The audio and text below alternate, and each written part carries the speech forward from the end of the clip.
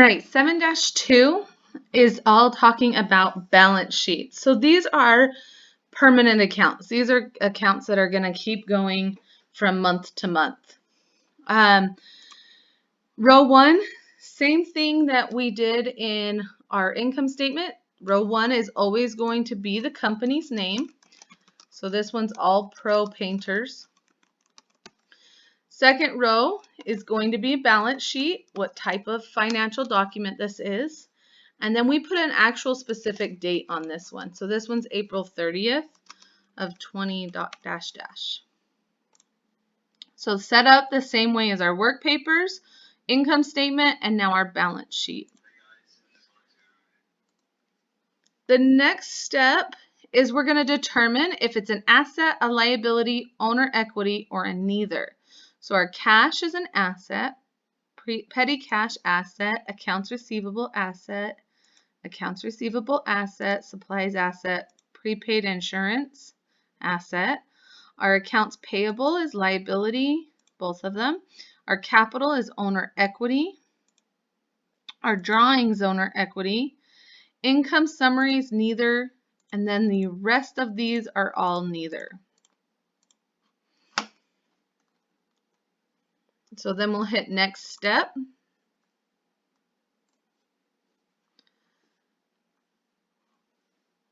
All right, so we're going to take the information up above. What was our capital starting April 1st? So that's going to be up here, and we're going to scroll down and find our capital.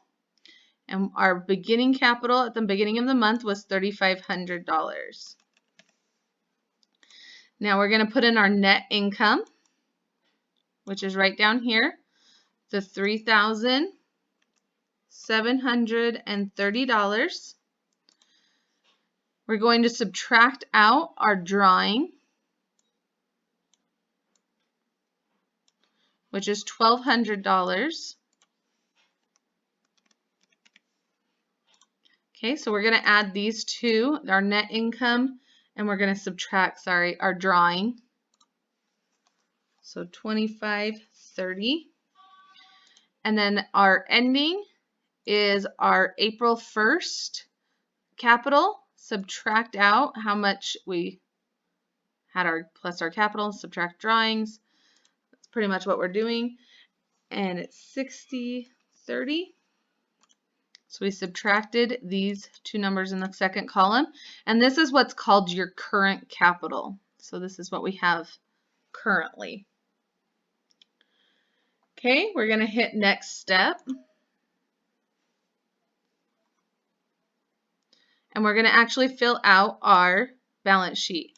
This is just transferring the information straight down from the work papers.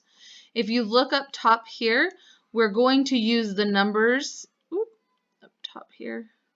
We're going to use these numbers up top that are in the balance sheet. We're not going to use it over here in the trial balance. These numbers could adjust, like our supplies and prepaid insurance. So always use the numbers in the balance sheet columns.